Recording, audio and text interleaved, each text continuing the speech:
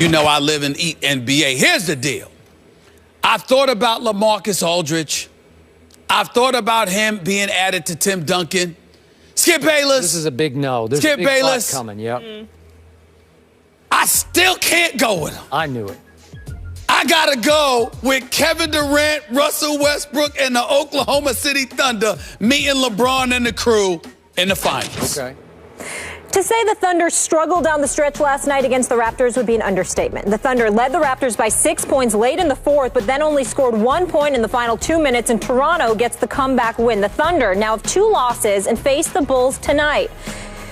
Stephen A., you picked them to win the West, but are you a little concerned now by what you're seeing from OKC? Absolutely not. It's going to be their 4th game in 5 nights. It's relatively young in the season. They've won the first 2 games. First 3 games of this season. They lost the last 2 to Houston and Toronto. Houston was in the Western Conference Finals last year. They got a superstar in James Harden that dropped 37. They were on the road. Things happen. Against Toronto, this is the only undefeated team in the Eastern Conference. They're incredibly gifted. We all know Dwayne Casey could coach. They've got length and athleticism and versatility on their squad. The Oklahoma City Thunder have to do a better job of continuing to move the basketball, cut down on their turnovers. They've got to rebound the basketball, and more importantly, Kevin Durant and Russell Westbrook averaging 29 and 28 respectively, shooting identical from the field at 49.5%, which is an improvement for Russell Westbrook percentage-wise, even though Kevin Durant is shooting a bit better from three-point range. The reality is that they're combining for 40 points, 41 shots a night, 40 shots a night, actually. So when you look at it from that perspective, and then you think about the Serge Ibakas, the Enes Kanters of the world, both averaging over 11 points, but certainly not nearly as active shooting the basketball or what have you. It's not to say that the formula per se should change, Skip, because we all know that Kevin Durant and Russell Westbrook is going to carry the brunt of the offensive load.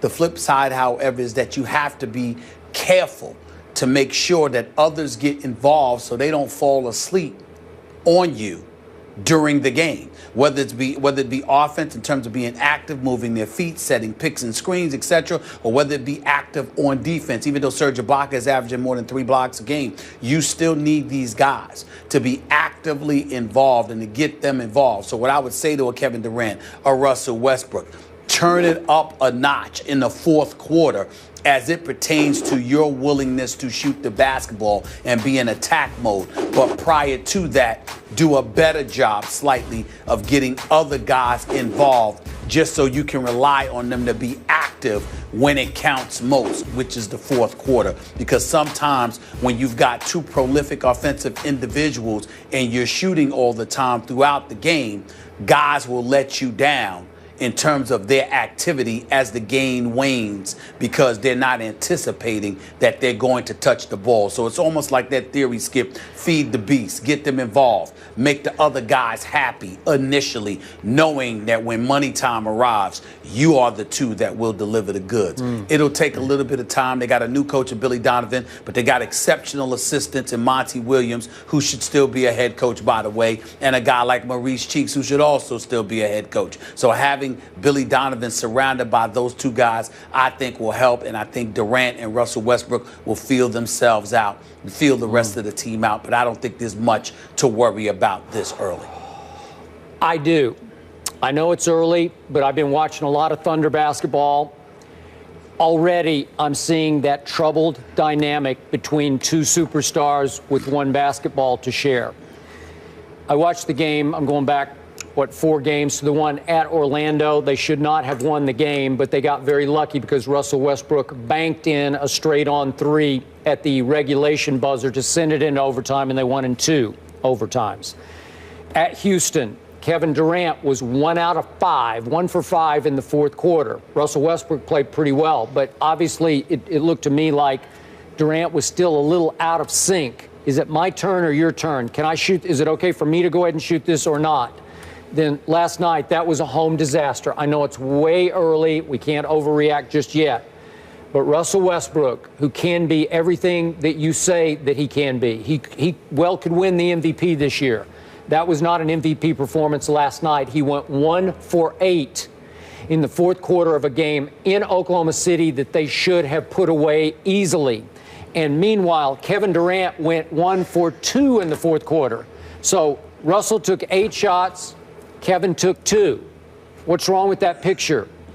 It's blurred, it's wrong, it's out of sync, out of whack. It just cannot be. And I get you. Toronto is an early season surprise. I'm impressed. They lead the NBA in fourth quarter point differential.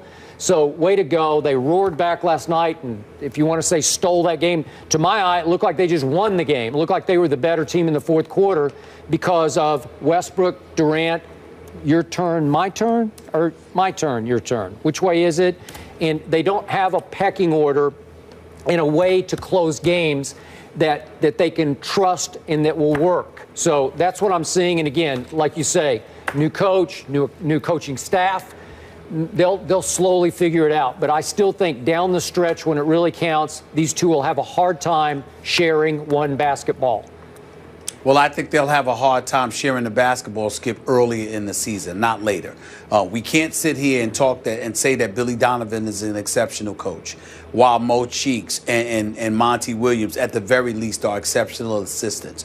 That Kevin Durant and Russell Westbrook are superstar talents, and then insult them by acting like they can't find a way to figure this out.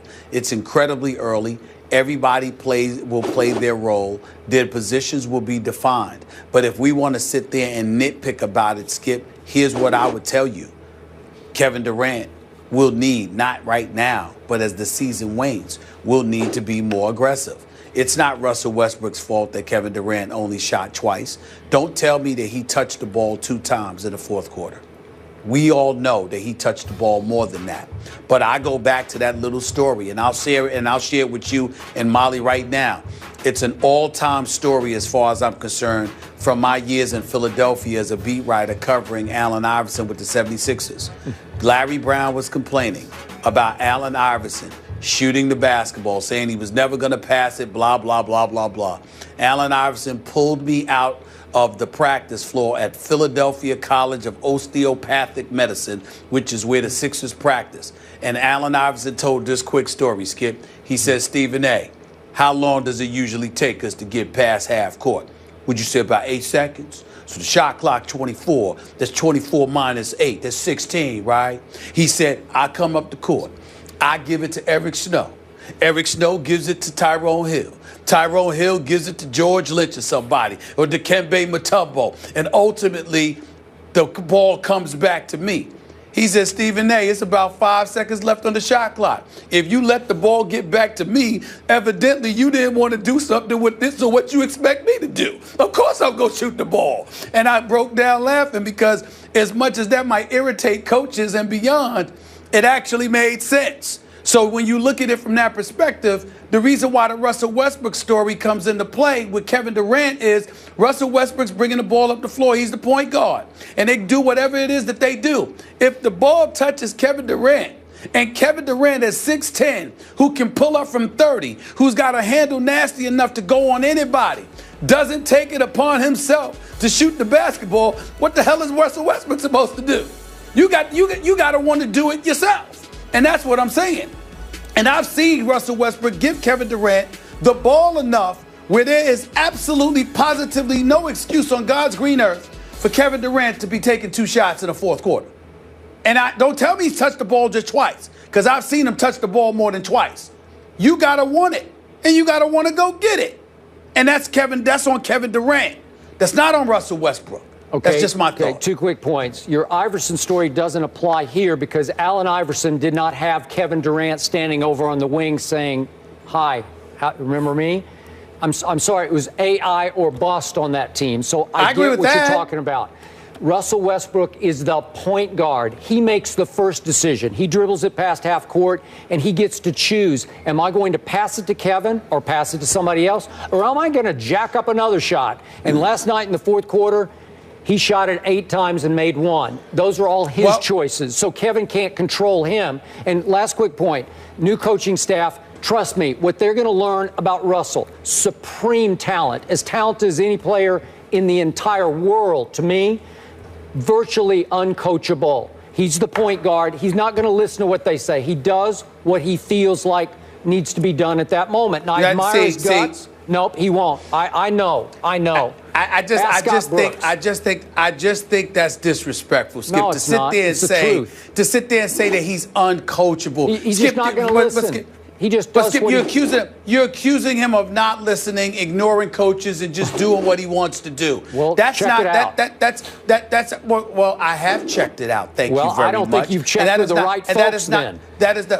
well, all right. Forgive me. I will lean on my basketball expertise. I'm sorry. I'll lean on mine in this situation. Well, you go ahead and you do that, Skip. But I'm telling you right now, when you look at Russell Westbrook, you treat this guy like he just comes down the court and just jacks up shots. Boy, he doesn't pass it to everybody. Skip, more than you think. And there's a lot of times that he doesn't. Now, I'm in no position to argue about last night's game because I didn't see the fourth quarter of last night's game. So whatever you say, I have no choice but to defer until I go home and watch what I taped. But the reality is that I don't see a Russell Westbrook that just comes down. I see him making mistakes. I see him being a bit too aggressive at times. I've seen moments where he's done that, but I don't see a Russell Westbrook that continuously comes down the court, ignores his teammates, and just jacks up shots. I don't see that guy. And I don't think that's fair for you to classify him like that. He's made mistakes. He isn't the prototypical point guard.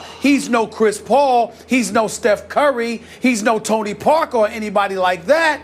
But Russell Westbrook, supremely confident and an offensive juggernaut in his own right. I have seen him come down the court and give the ball to other people, in particular Kevin Durant, and Kevin Durant gives it up to other people who don't deserve the ball from time to time. You got to know your personnel. And when crunch times arrives, there's certain people that don't need to be touching the ball.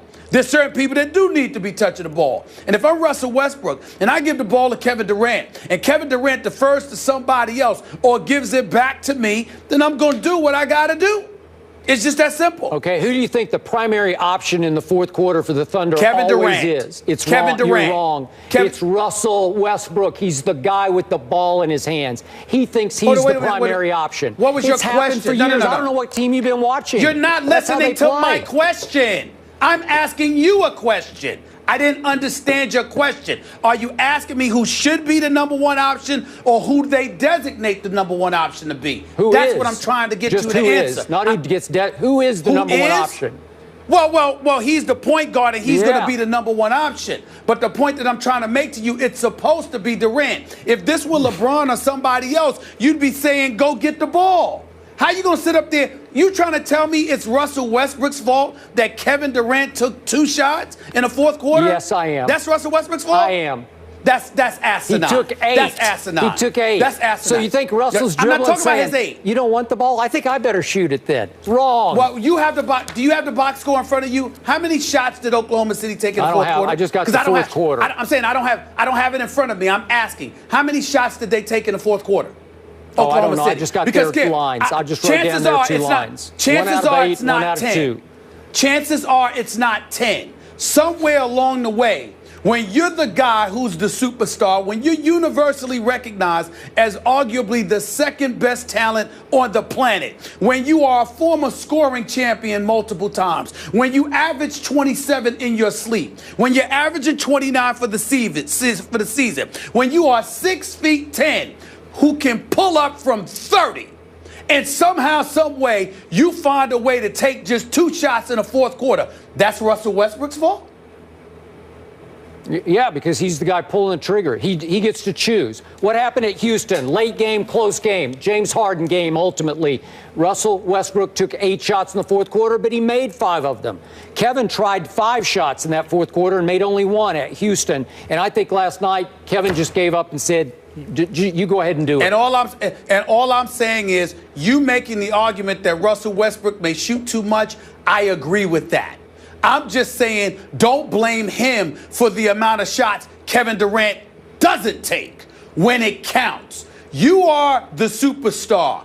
It doesn't matter what Russell Westbrook is. We all know what Kevin Durant is. The fourth quarter arrives. It's a tight game. It's money time. Kevin Durant is supposed to want the basketball. Want it. You have watched too much basketball over the years. You know the difference between cats who want it and who don't. Now, Kevin Durant ain't scared. Please don't get me wrong. I'm in no way implying that he's scared to take the last shot, that he wants to defer it. No, I'm not saying that. I am saying there is a level of aggression that somebody with his skill, who is universally recognized as the second best player on the planet, who's one of the greatest scoring machines, who will go down as arguably the greatest scorer in the history of this game when all is said and done, or at least one of them. The fourth quarter arrives. I don't care how many shots Russell Westbrook takes. We can say that he takes too many shots, but there is no excuse for Kevin Durant to be taking 2 shots in a fourth quarter of any close game. I agree. He's Kevin I'm completely Durant. with you. So last quick question. Just give me a quick answer. One-word answer. Get the ball. Do you think Kevin Durant went to Russell after the game in the locker room and said, hey, man, I need the basketball more in the fourth quarter? You think he did? I don't know. I don't think so. I didn't ask. I don't know. But I will tell. But I will tell you this: you doubt he did. I doubt he did, because that doesn't appear to be his MO, which once again brings us back to the MO of Kevin Durant. Yep. It is one thing. I'll go as far as to say this, since we on the subject. Could that possibly be why he's not a champion yet? Maybe. Because let me tell you something right now. Kevin Durant averaged 30 on better than 50% shooting during the NBA Finals to Miami. There were times when we thought that was the quietest 30 I we agree. had seen. Good point. But when Russell Westbrook dropped 44 on them, it was loud, wasn't it? Because you saw an assassin coming in. Even though they lost that game, you saw an assassin trying to come at you. All I'm saying is Kevin Durant is one of the top 2-3 players on the planet Earth. There is no excuse for a close game to be going on and Kevin Durant shoots twice. You pointing the finger at Russell Westbrook. That is not Russell Westbrook's fault. You got to go and get the damn ball. He's got the skills to do it. Go get it. All right, we got to get to break. All eyes will be on KD and Westbrook tonight in the United Center. Both teams will be looking to bounce back, entering this one 3-2. They'll win that one. Saturday, 2 of the best coaches and teams in college football face off in Tuscaloosa. Will Saban's